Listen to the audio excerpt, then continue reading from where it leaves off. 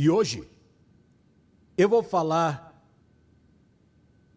sobre estaremos realmente no fim dos tempos? É uma pergunta. Será verdade que estamos no fim dos tempos? Porque alguns dizem que sim, mas outros dizem que não.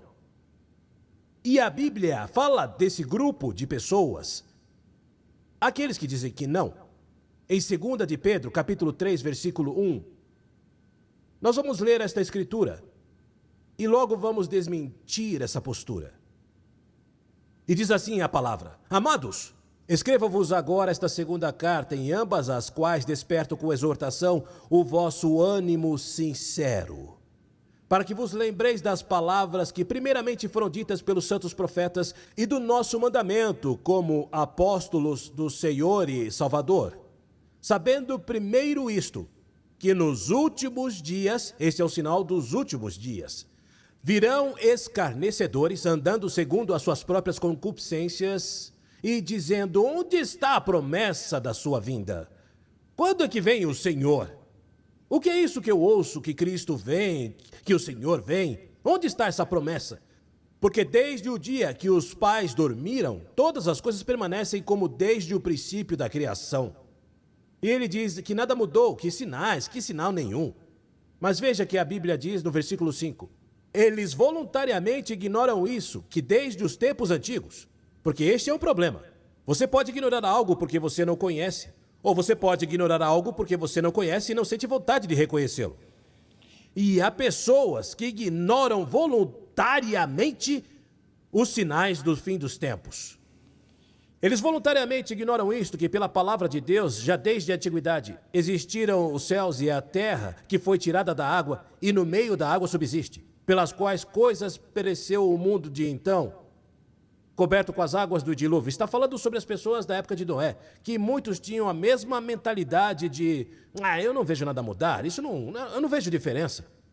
E muitos morreram. Ele diz: mas os céus e a terra, que agora existem pela mesma palavra, se reservam como tesouro e se guardam para o fogo até o dia do juízo e da perdição dos homens ímpios. Assim como nos dias de Noé é hoje. Mas, amados, não ignoreis isso, que um dia para o Senhor é como 1000 anos e 1000 anos como um dia.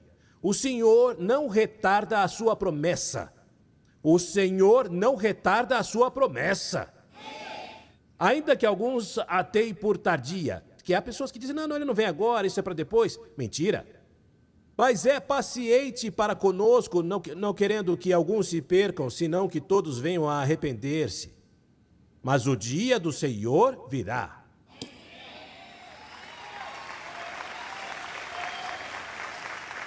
O que quer que digam, o dia do Senhor vem.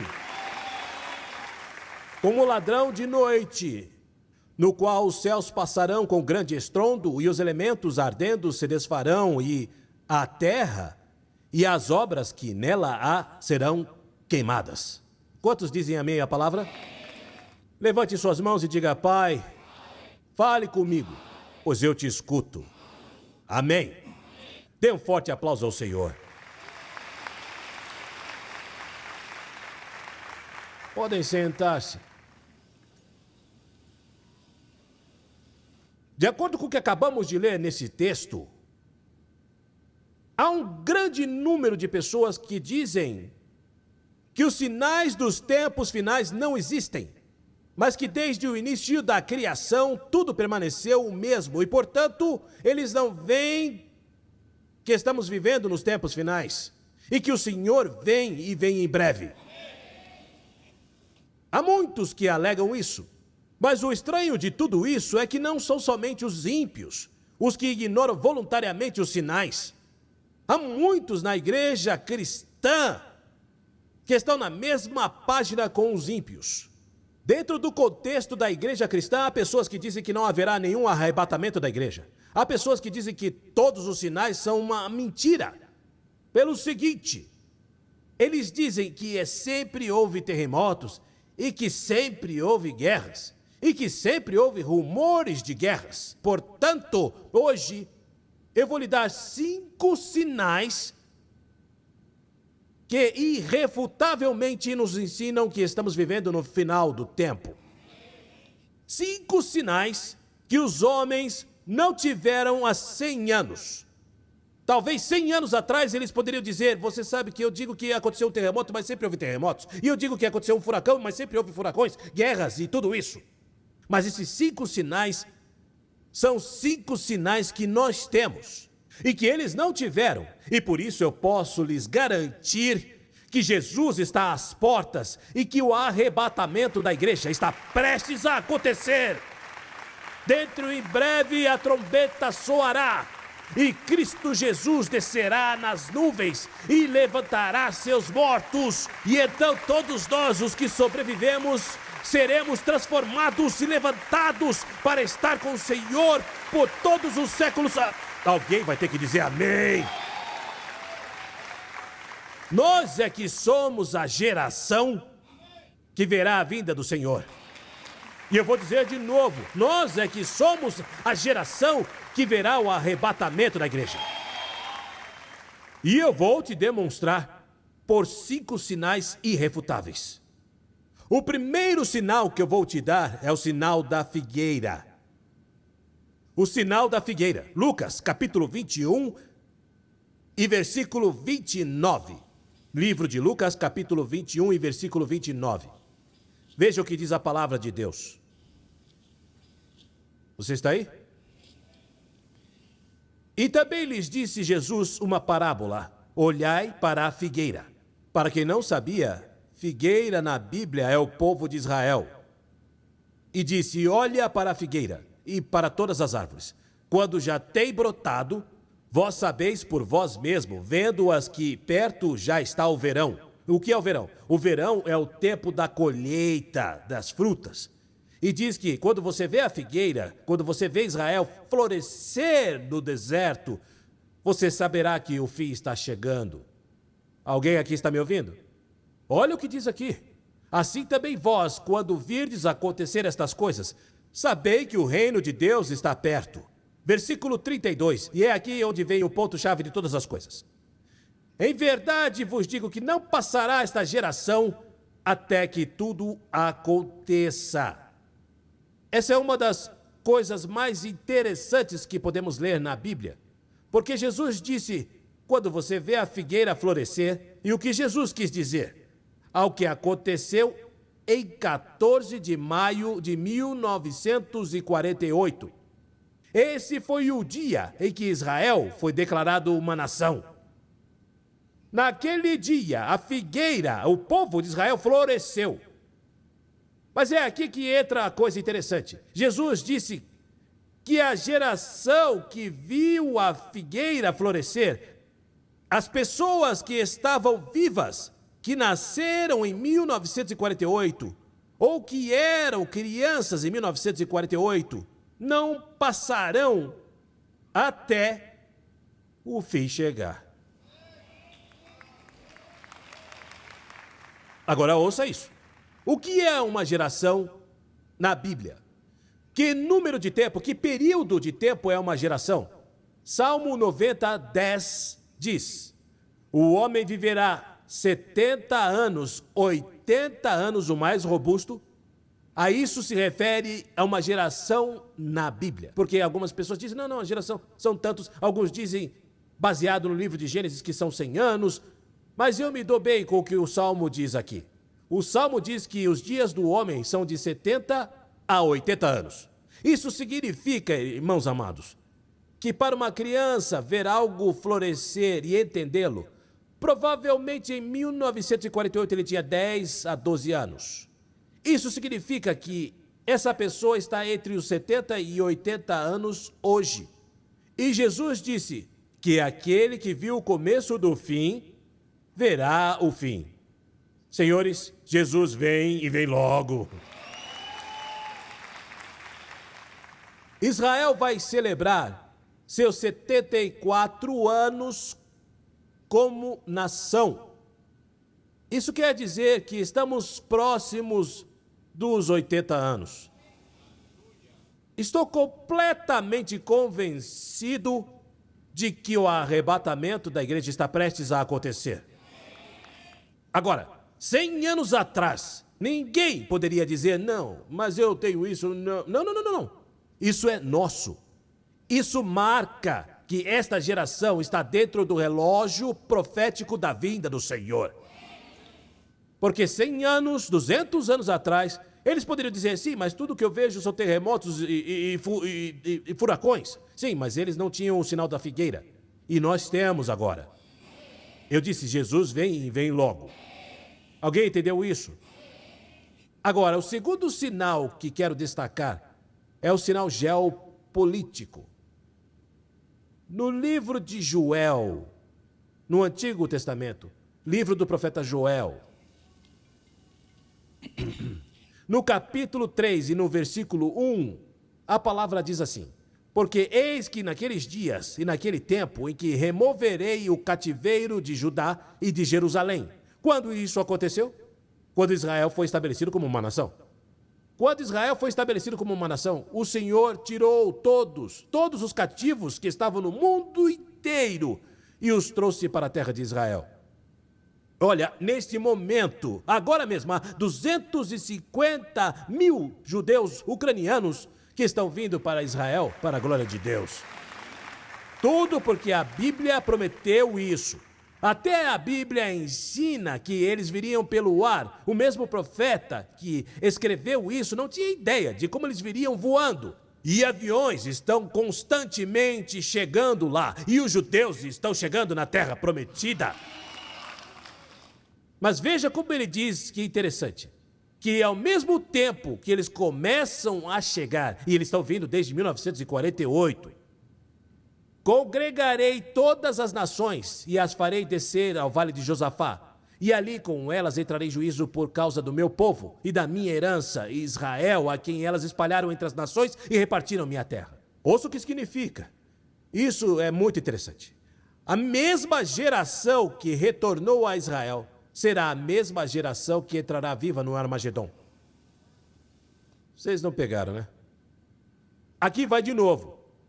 Os mesmos judeus que chegaram a Israel vão, muitos deles, ver o Armagedon, porque isso é o que Deus disse. Quando eu os trouxer, os estabelecer na terra, então entrarei em juízo no vale de Josafá, que é o vale de Megido, ou o vale do Armagedon.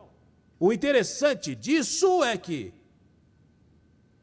o Armagedon acontece 7 anos após o arrebatamento da igreja.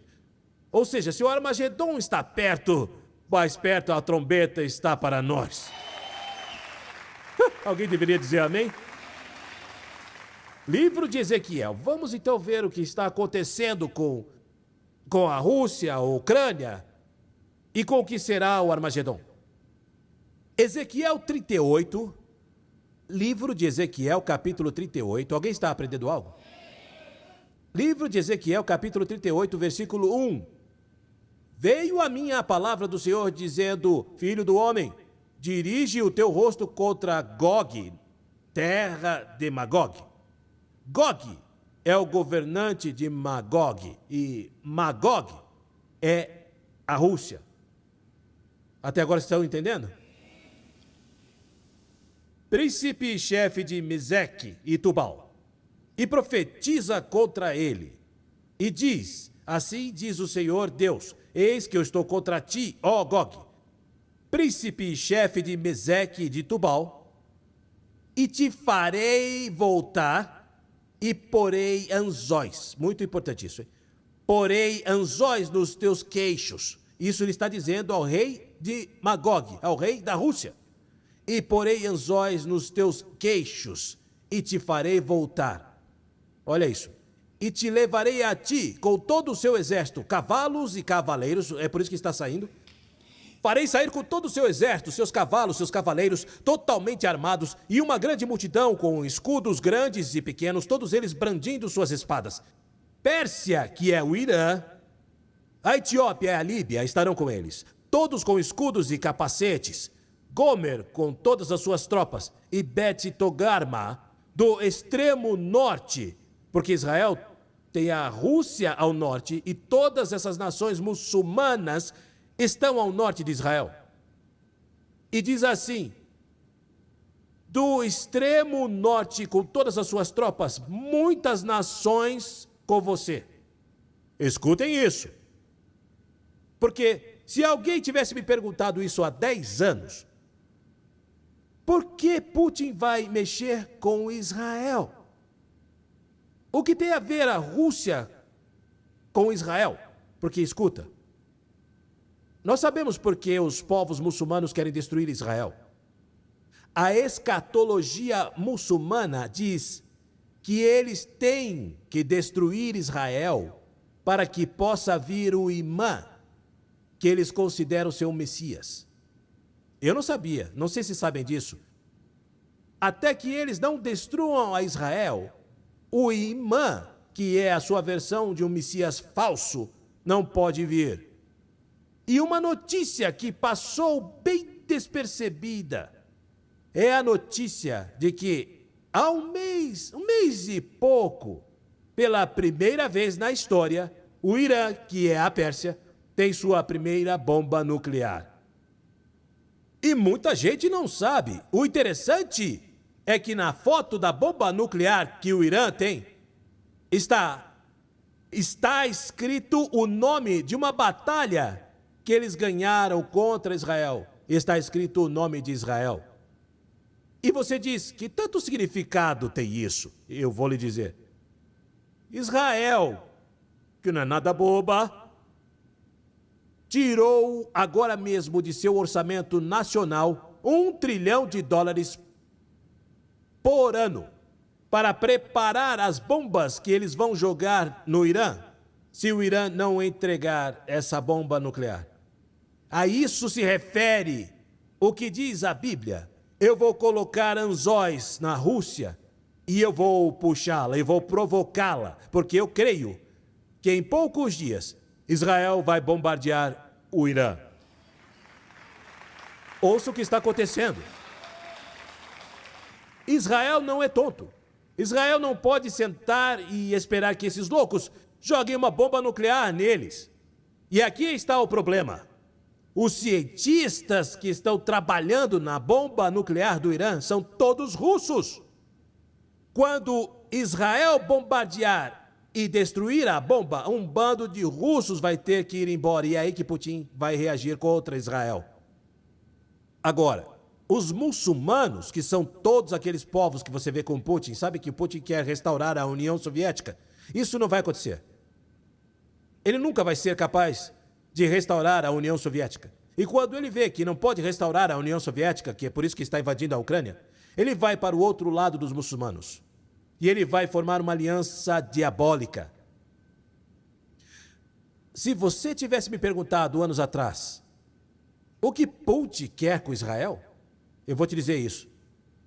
Já faz meses que se descobriu que Israel tem a maior reserva de gás natural na Terra.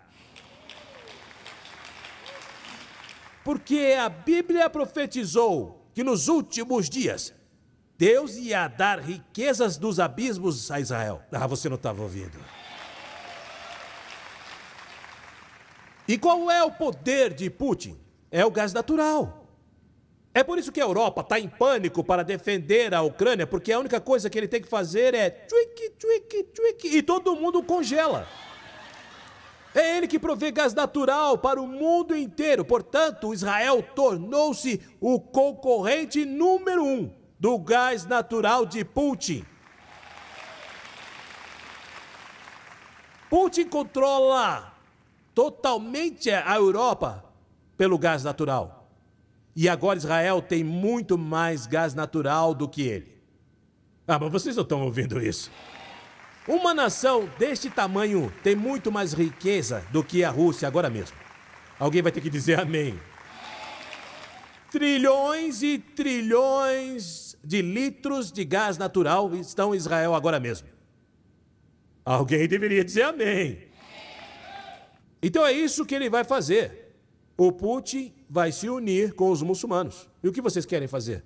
Queremos destruir Israel, porque é assim que o imã... Ah, mas que me importa o imã? Mas vamos fazer uma coisa. Vamos, de mãos dadas, você fica com seu irmão, o que você quiser, e eu fico com as riquezas de Israel. Porque é isso que a Bíblia profetiza. Os inimigos, aqui mesmo Ezequiel diz, os inimigos se levantarão dizendo, vamos exterminar esta raça. E outros, vamos roubar tudo que eles têm. E essa é a Rússia e as nações muçulmanas. Alguém está prestando atenção? Você pode ter certeza de que há uma grande probabilidade de que dentro de muito pouco tempo, Israel bombardeará o Irã.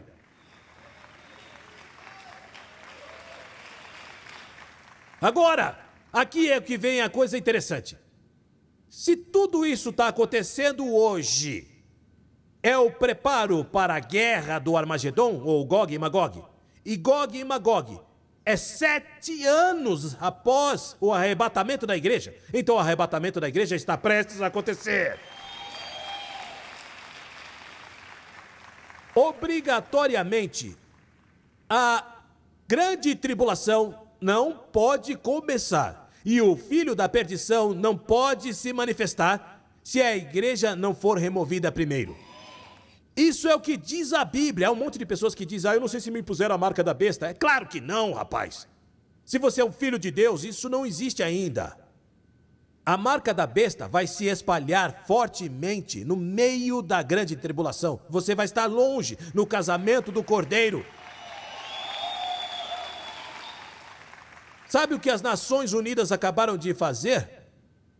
Além de colocar a besta do Apocalipse como a sua estátua, eles removeram a pomba, que era o símbolo da paz das Nações Unidas, sabia? Já a pomba branca com o ramo, o lírio na boca, não é mais o que representa a paz das Nações Unidas.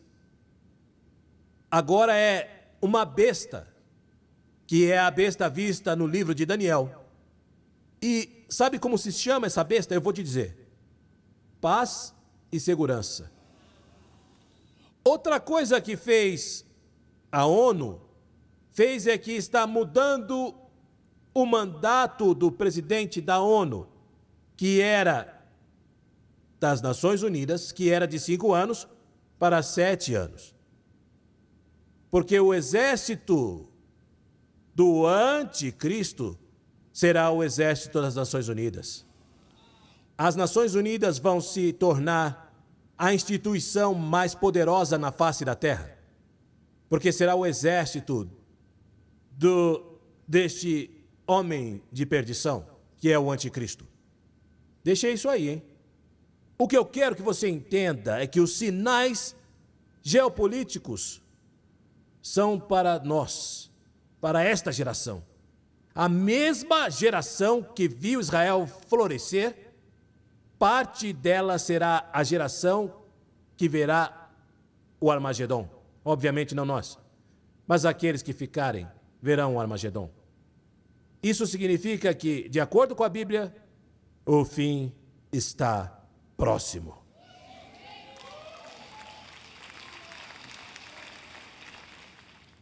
O terceiro sinal irrefutável de que estamos vivendo os últimos dias é o sinal do templo. A Bíblia nos ensina que o anticristo tem que sentar-se no trono de um templo e dizer, eu sou Deus. Mas algo muito interessante está acontecendo. Os judeus já têm todos os contratos para construir o templo. Eles têm todos os utensílios, todos os arquitetos. O projeto já está pronto. Tudo está preparado. O problema é que o lugar onde eles deveriam construir o templo é um lugar onde os muçulmanos têm autoridade. Presta atenção, hein? Por que eles querem construir o templo lá? Porque primeiro o templo e o segundo templo estavam lá. Mas pense por um momento. E se de repente ocorrer aos judeus, olha, vem cá, se não podemos fazer aí, vamos fazer num outro lugar, não é? E eles constroem o templo. Em 2021, a construção começou na parte de trás, ou superior, assim, do Muro das Lamentações. Você pode ir lá agora no Google Maps e entrar. é uma construção enorme. E toda vez que pergunta aos judeus, o que é isso? Não, são escritórios. Escritórios de quê? Se o Muro das Lamentações é literalmente o lugar mais sagrado dos judeus, acha que vão construir escritórios no Muro das Lamentações?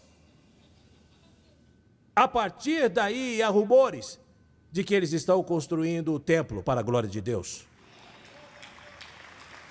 Alguém entendeu isso? Um dos eruditos, um dos maiores, judeu, esclareceu algo ao povo judeu que era uma discrepância muito grande entre os judeus.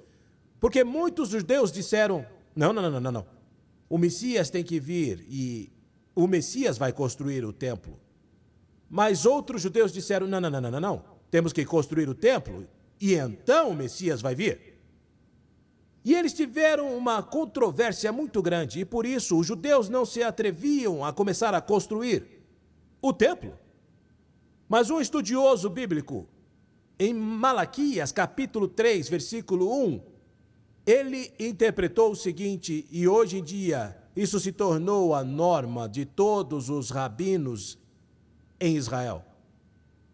Capítulo 3 do livro de Malaquias, versículo 1. Vejam, eu enviarei o meu mensageiro, que preparará o caminho diante de mim, e virá subitamente ao seu templo o Senhor que vocês buscam. O mensageiro da aliança, aquele que vocês desejam, virá aqui, diz o Senhor dos Exércitos. Como os judeus não acreditam que Jesus é o Messias e que esta profecia falava de Jesus, eles acreditam que esta profecia fala do Messias que eles estão esperando. E, portanto, dizem eles, o templo deve estar pronto para o Messias vir. Porque ele diz que vai aparecer de repente em seu templo. Então, entendendo isso, Israel colocou um acelerador no templo. Então, há 100 anos alguém poderia dizer, mas tudo que eu vejo são terremotos e maremotos. Mas nós temos o sinal do templo. O templo está sendo construído já. E olha só que interessante isso. Nós não vamos ver o anticristo sentar-se no templo que se chama de abominação da desolação. Isso vai acontecer 3 anos e meio depois que já estivermos no céu.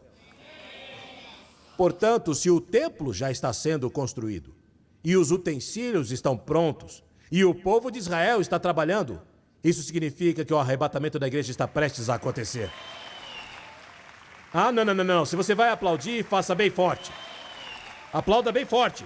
E o quarto sinal, o sinal tecnológico.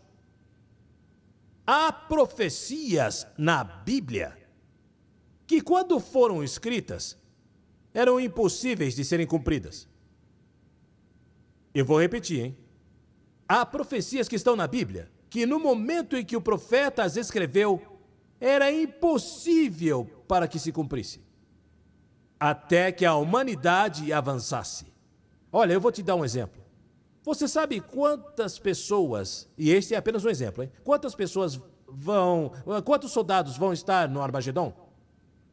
200 milhões.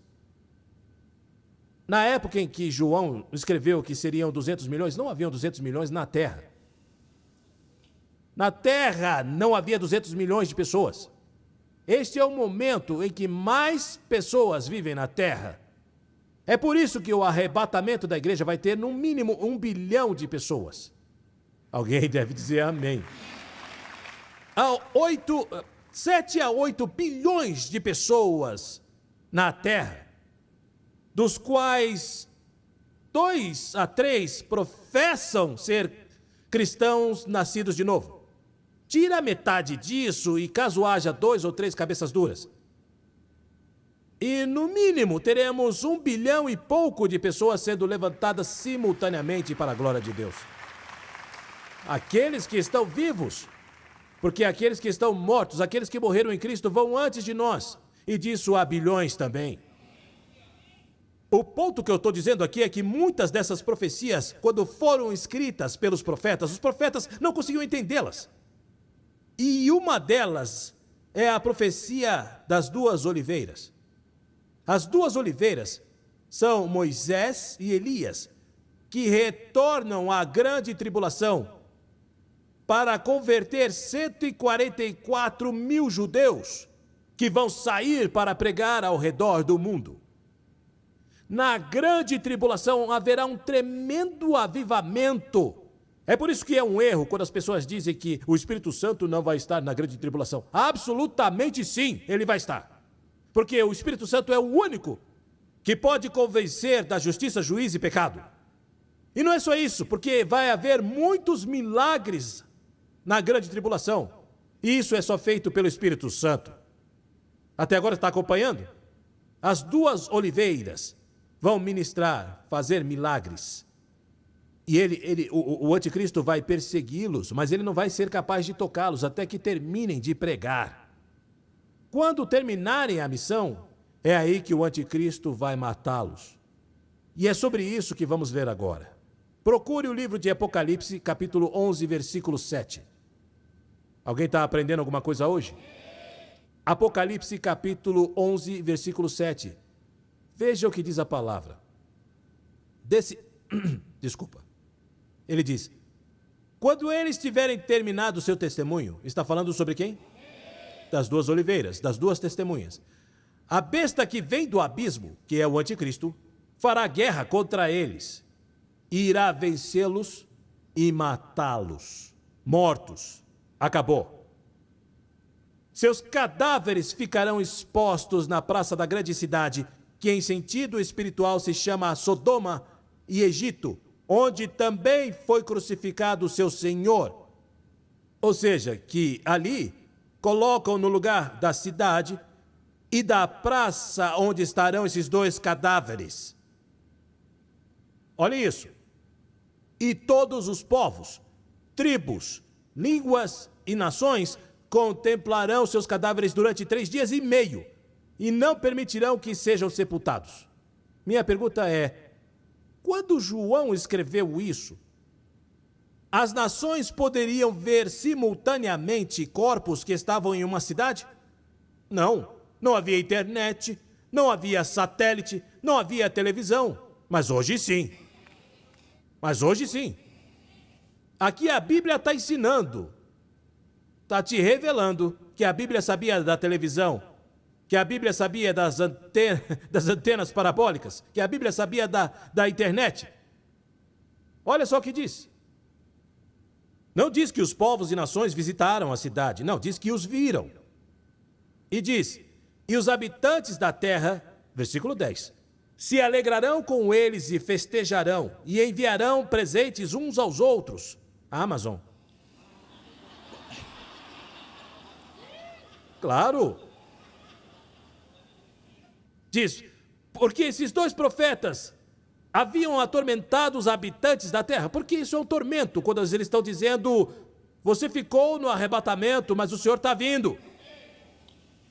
Mas depois de 3 dias e meio, entrou neles o Espírito de vida enviado por Deus. Diante dos olhos do mundo inteiro. O mundo inteiro está grudado na televisão e diz: Jorge, ele se mexeu. Como ele se mexeu, velha? Jorge, ele se mexeu. Jorge, ele está saindo do caixão. Jorge, ele se levantou. Mulher, que louca. Meu Deus, eles se levantaram. 3 dias mortos, senhores. 3 dias mortos. E eles se levantam diante de todas as câmeras e na frente de todo o mundo. Olhem isso. Ele diz aqui que eles ficaram de pé e um grande temor tomou conta daqueles que os viram. Ou seja, isso vai provocar um avivamento. E eles ouviram uma forte voz do céu, como se faltasse a voz antes. Agora imagina você vendo isso. Não. Se você estiver lá, você vai estar em apuros. Mas as pessoas vendo e de repente uma voz: subam para cá. Quê? Ah, mas Deus é real então? E diz: subam para cá. E eles subiram para o céu numa nuvem.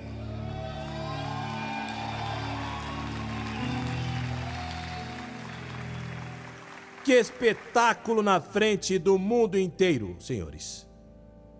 Se ouve uma voz, um estrondo, todo mundo escuta, subam para cá. E aqueles que estavam mortos por 3 dias começam a subir na frente de todo mundo.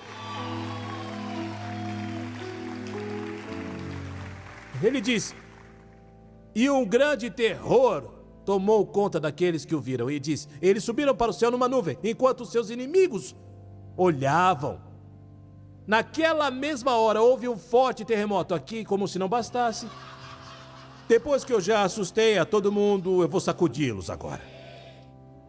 E aqui diz, houve um forte terremoto e uma 10ª parte da cidade ruiu. E por causa do terremoto morreram um número de 7.000 homens. Isso foi uma devastação.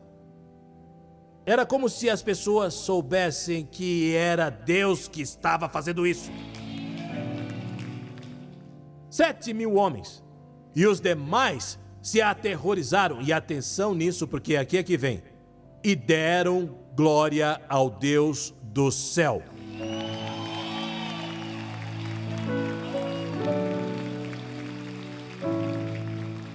Uau! Uau! Bendito Deus. A tecnologia, o avanço tecnológico de hoje, nos afirma que muitas das profecias dos tempos finais agora podem acontecer. Isso era impossível 100 anos atrás, 200 anos atrás. Não somente isso era impossível, mas entenda a marca da besta, que disse que você vai ser monitorado e controlado. Como uma pessoa com uma tatuagem, com uma corrente, vai ser monitorado e controlado pelo anticristo. Mas hoje temos os microchips.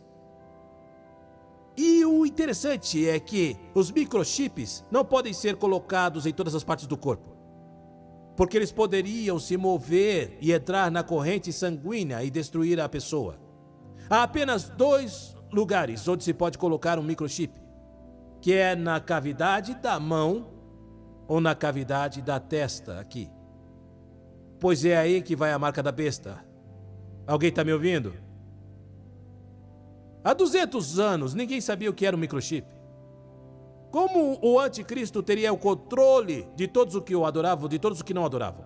Isso é o que a besta da Microsoft quer fazer. Ela projetou um chip chamado ID 2020 e queria colocar em todo mundo. Bom, ainda tem que tê-lo preparado. Colocar em todo mundo com a vacina e com seus registros médicos, para que você passasse pelo aeroporto, passe. O único problema é que ainda não era o momento para isso, e Deus desabou o plano.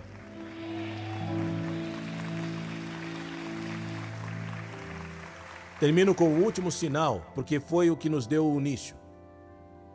E são sinais climáticos e sociais.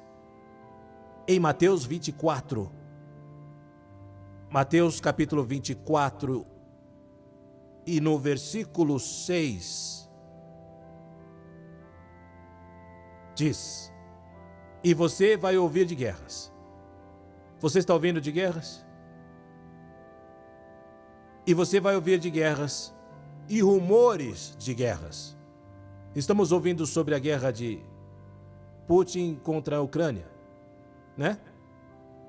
Mas também estamos ouvindo rumores de guerra, porque está se dizendo, eles mexem comigo e eu envio bombas nucleares onde eu quiser. Ele já disse várias vezes. Ele ainda não fez isso, mas é um rumor. Estão me ouvindo? Vocês querem entender o que ele está tentando fazer, não é? Ele está tentando formar a União Soviética novamente, porque ele está se sentindo vulnerável.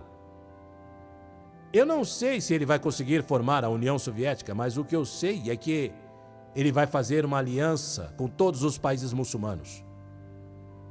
Muitas pessoas não entendem quem é Putin. Putin controla, de uma forma ou de outra, toda a Europa.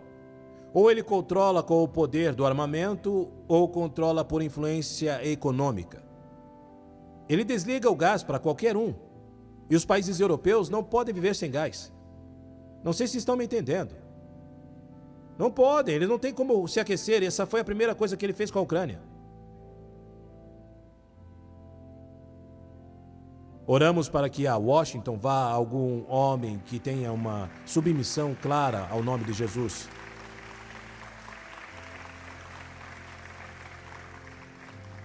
Amém?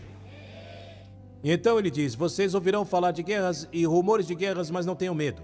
É necessário que tais coisas aconteçam, mas ainda não é o fim. Porque nação se levantará contra nação. Posso dizer algo rapidamente? Essa palavra nação, você sabe que a palavra é em grego?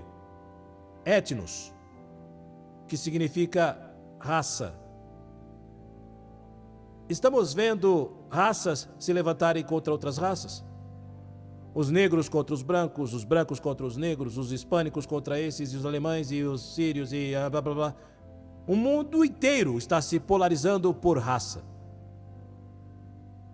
E diz: se levantará nação contra nação e reino contra reino. Haverá pestes e fomes e terremotos em vários lugares. Mas é aqui onde está a chave, no versículo 8. E tudo isso será o início das dores.